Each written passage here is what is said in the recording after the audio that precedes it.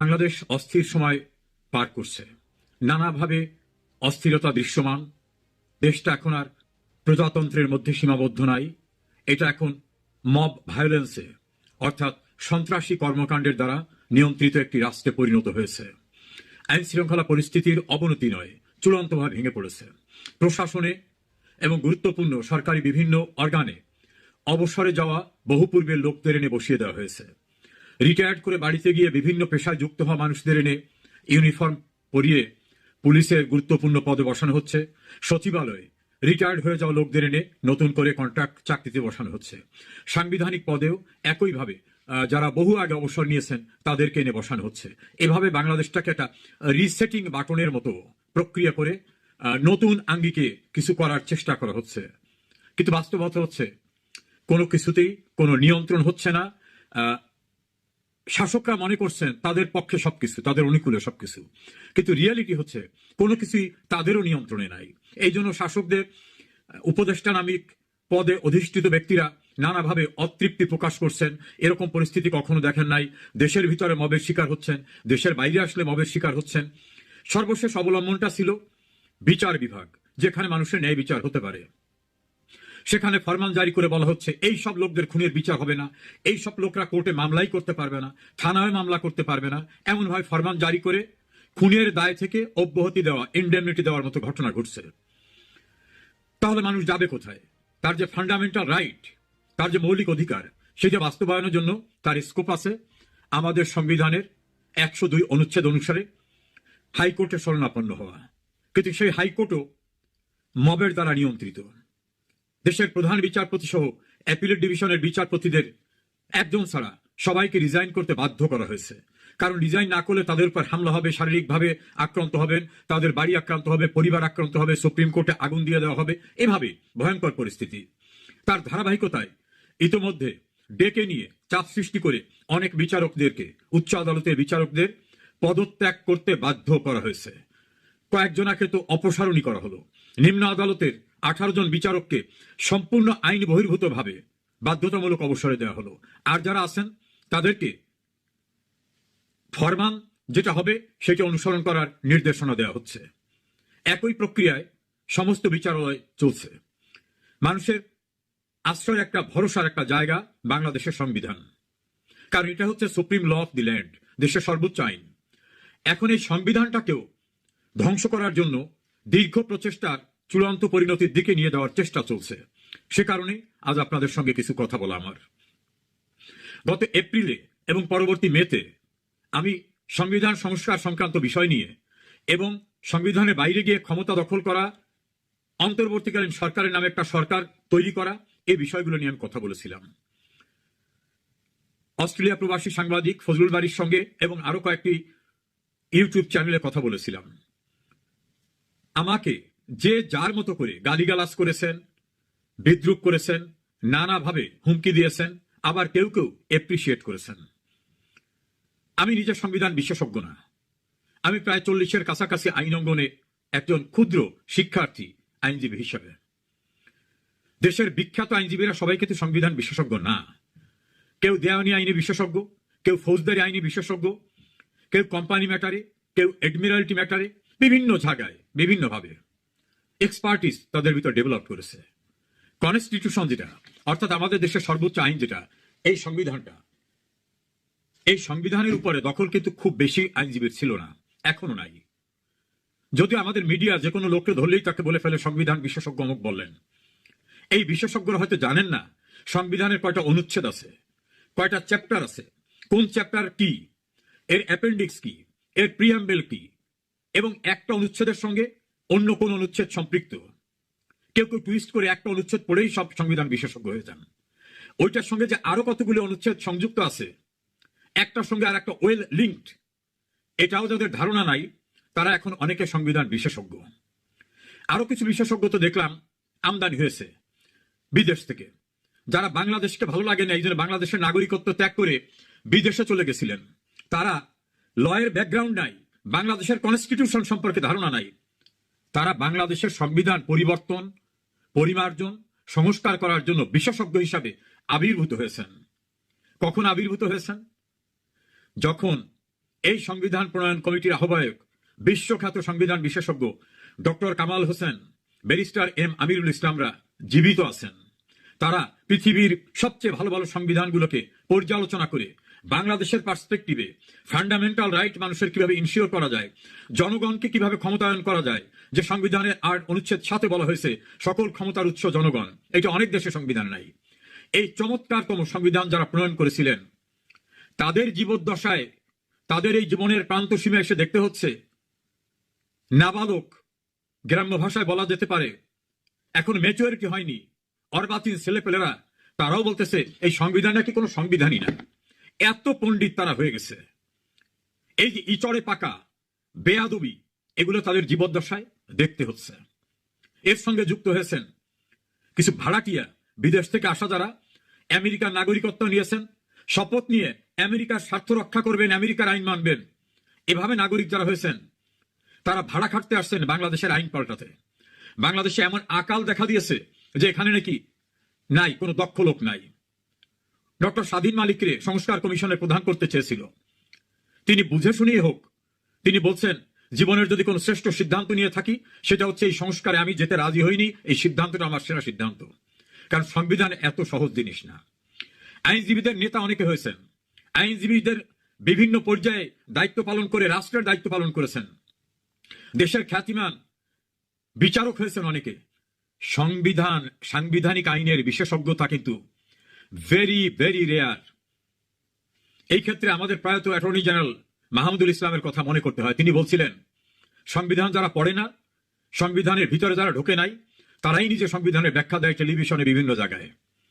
Doctor Kamal Hossain, আমিরুল ইসলামরা এখন জীবিত, যারা আমাদের জীবন্ত কিংবদন্তি এই আইনে, বিশেষ করে সাংবিধানিক আইনে। এবং তারা কেন এই সংবিধান প্রণয়ন করা হয়েছিল তারা আরো ভালো করে জানেন। এই কারণে বাংলাদেশের মুক্তি সংগ্রামে, মুক্তিযুদ্ধে, স্বাধীনতোত্তর বাংলাদেশে তারা বিশাল অবদান রেখেছিলেন।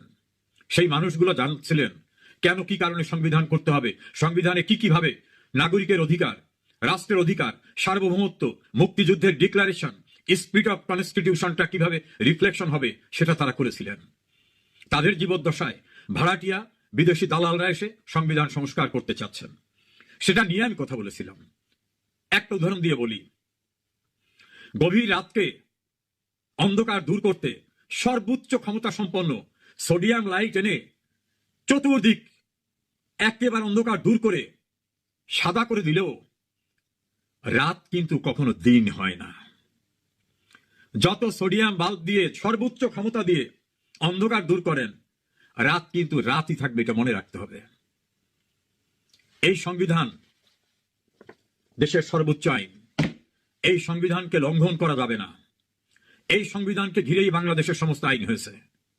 এজন্য সংবিধানের ৭-এর ২ অনুচ্ছেদে বলা হয়েছে কোন আইন, কোন কার্যক্রম যদি এই সংবিধানের ৭-এর ২ অনুচ্ছেদ অনুসারে সংবিধানের সঙ্গে সাংঘর্ষিক বলে প্রতীয়মান হয়, তাহলে ওই আইন, ওই কার্য বেআইনি ঘোষিত হবে। একইভাবে সংবিধানের ১০২ অনুচ্ছেদে মানুষের মৌলিক অধিকারকে বাস্তবায়নের জন্য এবং আইনসঙ্গত বিষয়কে প্রতিষ্ঠিত করার জন্য হাইকোর্টের শরণাপন্ন হওয়ার বিধান রাখা হয়েছে। এর সঙ্গে যুক্ত আছে ফান্ডামেন্টাল রাইট কোনটা, সেটাকে ইমপ্লিমেন্ট কিভাবে করা যায়, মুক্তিযুদ্ধ সংক্রান্ত সময়ের বিষয়ে সংবিধানে যে সিদ্ধান্ত আছে যেটা কোনো আদালতে চ্যালেঞ্জ করা যাবে না, সেইগুলি সহ অন্যান্য বিষয়গুলিকে ইনশিওর করা হয়েছে এই সংবিধানে। এ কারণেই রাষ্ট্রের অনেক সিদ্ধান্ত অসাংবিধানিক অথবা ultra vires with the constitution, inconsistent with the provisions of constitution হয়। আমাদের সর্বোচ্চ আদালত এগুলোকে বেআইনি ঘোষণা করে। যেমন ভাবে সেন্ট্রাল একক সর্বোচ্চ আদালতকে বিভাজন করা আমাদের মূল কনস্টিটিউশনের স্পিরিটের পরিপন্থী ছিল। এভাবে অনেক সিদ্ধান্ত হয়েছে। আমাদের সংবিধানে গণতান্ত্রিক কাঠামো কি হবে সেটা বলা আছে, সরকার কিভাবে গঠিত হবে বলা আছে, রাষ্ট্রপতি কিভাবে গঠিত হবে তা বলা, কিভাবে নিয়োগ হবে তা বলা আছে, প্রধানমন্ত্রী কিভাবে নিয়োগ হবে তা বলা আছে। একটা নির্বাচিত সরকার আর একটি নির্বাচিত সরকারের কাছে ক্ষমতা হস্তান্তর করবেন। That is the Democratic process laid down in our constitution. একটা তত্ত্বাবধায়ক সরকার ব্যবস্থা সংবিধানে আনা হয়েছিল। আমাদের সর্বোচ্চ আদালত বলছেন এটা আমাদের সংবিধানে যে গণপ্রজাতন্ত্রী এবং ডেমোক্রেটিক স্পিরিটের যে সরকার ব্যবস্থা, তার সঙ্গে এটা সঙ্গতিপূর্ণ না। অনির্বাচিত কেউকে রাষ্ট্রীয় দায়িত্ব দেওয়ার কোনো বিধান নাই। এবং আমাদের সংবিধানে একেবারে রিমোটে পর্যন্ত নির্বাচিত জনপ্রতিনিধিদের দ্বারা গ্রাসরুটের স্থানীয় সরকার ইউনিট পরিচালনা, ইউনিয়ন পরিষদ, উপজেলা পরিষদ, জেলা পরিষদ, পৌরসভা, সিটি কর্পোরেশন সবটাই সেই ব্যবস্থা রাখা হয়েছে। অর্থাৎ নির্বাচিত প্রতিনিধিরাই বিভিন্ন অর্গান পরিচালনা করবেন। আমাদের সুপ্রিম কোর্ট সে কারণে তত্ত্বাবধায়ক সরকার ব্যবস্থাকে অসাংবিধানিক উল্লেখ করে রায় দিয়ে দেন। ক্রান্তিকালের জন্য হয়তো সেই ব্যবস্থাটা হয়েছিল, তারপরও মূল সংবিধানের সঙ্গে এটা অসঙ্গতিপূর্ণ সেই রায় হয়ে যায়। এখন সংবিধানে যখন কোনো অন্তর্বর্তীকালীন ব্যবস্থা, সেটা তত্ত্বাবধায়ক সরকারের নামে হোক, অন্তর্বর্তীকালীন সরকারের নামে হোক, নাই, যেখানে তত্ত্বাবধায়ক সরকারের প্রধান উপদেষ্টা বা অন্তর্বর্তীকালীন সরকারের প্রধান উপদেষ্টা অথবা উপদেষ্টা এ জাতীয় কোনো পদ পদবি যখন নাই, তখন কিছু ভাড়ায় আসা লোক তারা কিভাবে শপথ নিলেন যে আমি এই সংবিধানের অধীনে শপথ নিচ্ছি, আমি এই সংবিধানকে প্রোটেক্ট এবং প্রিজার্ভ করব। তা আপনার যদি সংবিধানকে প্রোটেক্ট করতে হয়, তাহলে আপনার প্রথমেই বলতে হবে আমার নামে যে পদটা এখন বলা হচ্ছে এইরকম কোনো পদই নাই। তাহলে এই সংবিধানকে আমি কিভাবে রক্ষা করলাম? সংবিধানে যে পদ নাই সেই পদে আমি কিভাবে আসলাম, সেই পদে আমি কিভাবে বসলাম? কেউ কেউ আবার আমি দুঃখজনক যে না পড়ে না বুঝে বলেন, কেন সুপ্রিম কোর্ট বলে দিয়েছে না অন্তর্বর্তীকালীন সরকার গঠন করা যাবে? এই ক্ষেত্রে আপনাদের বুঝতে হবে আমাদের সুপ্রিম কোর্টও কিন্তু আইনের অস্পষ্টতা ব্যাখ্যা করতে পারেন, কোনটা সংবিধান সঙ্গত কোনটা সংবিধান সঙ্গত না সেটা বলতে পারেন, কোন ব্যবস্থা তৈরি করে দিতে পারেন না। যেটা এই সংবিধানে নাই সেটা সুপ্রিম কোর্ট ক্রিয়েট করতে পারেন না, তৈরি করে দিতে পারেন না। সুপ্রিম কোর্টের কোনো এখতিয়ার নাই নতুন কোনো স্ট্রাকচার কনস্টিটিউশনে যেটা নাই সেটাকে করে দেওয়া। যদিও সুপ্রিম কোর্টের ওই রেফারেন্স নিয়ে অনেক বিতর্ক আছে যে আদৌ কি সুপ্রিম কোর্টের ওই রেফারেন্স যে প্রসিডিউর ফলো করে করতে হবে সেটা ফলো করা হয়েছে কিনা, অনেক প্রশ্ন উঠেছে, যেটা অনেক বিতর্কিত, সেটা করা হয়নি। দ্বিতীয় প্রশ্ন উঠেছে, সুপ্রিম কোর্ট যদি আমি ধরেও নিই কথার কথা যে ওই রেফারেন্সটা দিয়েছে, সেখানে তারা বলেছে অন্তর্বর্তীকালীন ব্যবস্থা হিসাবে প্রধান উপদেষ্টা নিয়োগ ও শপথ দিতে পারেন। কোথাও বলা হয়নি অন্তর্বর্তীকালীন সরকার গঠন করতে পারেন। আবার বলছি, সুপ্রিম কোর্টের রেফারেন্সে কোথাও বলা হয়নি রাষ্ট্রপতি অন্তর্বর্তীকালীন অথবা তত্ত্বাবধায়ক সরকার গঠন করতে পারেন, এই কথা কোথাও নাই। বরং ওই রেফারেন্সের প্রথমার্ধেই সুপ্রিম কোর্ট বলছেন তত্ত্বাবধায়ক সরকার ব্যবস্থা নাই, সংবিধানে বিধান নাই। এখন জরুরি নির্বাহী কাজ সম্পাদনের জন্য উপদেষ্টা নিয়োগ করতে পারবেন। ল্যাঙ্গুয়েজটা হলো অন্তর্বর্তীকালীন ব্যবস্থা হিসাবে। মনে রাখবেন, কোথাও বলা হয়নি অন্তর্বর্তীকালীন সরকার শব্দটা, কোথাও একটা শব্দ কোথাও নেই। তা রাষ্ট্রপতির তো অনেক উপদেষ্টা থাকে, সেক্রেটারি থাকে, রাষ্ট্রপতি রাষ্ট্রের প্রধান। যদি কোনো শূন্যতা আসে, তিনি তার এইডের জন্য, তার অ্যাসিস্ট করার জন্য তিনি অ্যাডভাইজার নিতে পারেন, এমন কথাও কেউ বলেন। কিন্তু অন্তর্বর্তীকালীন সরকার শব্দটা কোথাও নাই। আবারও বলছি, সুপ্রিম কোর্টের রেফারেন্সে নাই, সংবিধানে নাই। তাহলে এই যে ডক্টর ইউনূস, আসিফ নজরুল গংরা, এরা কোন সরকারের? অনেকের বংশের পদবী সরকার থাকে। আমাদের একজন সিনিয়র রাজনীতিবিদ এবং আইনজীবী আছেন জমির উদ্দিন সিরকার, ভবেশ চন্দ্র সিরকার সরকার, এরকম অনেক সরকার আছে। তারা কোন সরকার? এই যারা ক্ষমতা দখল করেছেন। আমাদের সংবিধানে এরকম কোনো পদ নাই।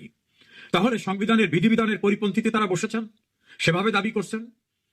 তাহলে সংবিধানের অনুচ্ছেদ 7 এতে যেটা বলা হয়েছে, এই সংবিধানের যে বিধিবিধান সেটা যদি কেউ লঙ্ঘন করে, এই সংবিধান বা ইহার কোন অনুচ্ছেদ রদ, রহিত বা বাতিল বা স্থগিত করিলে কিংবা উহা করিবার জন্য উদ্যোগ গ্রহণ। আশা করি বিষয়টি বুঝতে পেরেছেন। এই নিয়ে আপনার গুরুত্বপূর্ণ মন্তব্যটি অবশ্যই কমেন্ট বক্সে জানিয়ে দিবেন। ধন্যবাদ।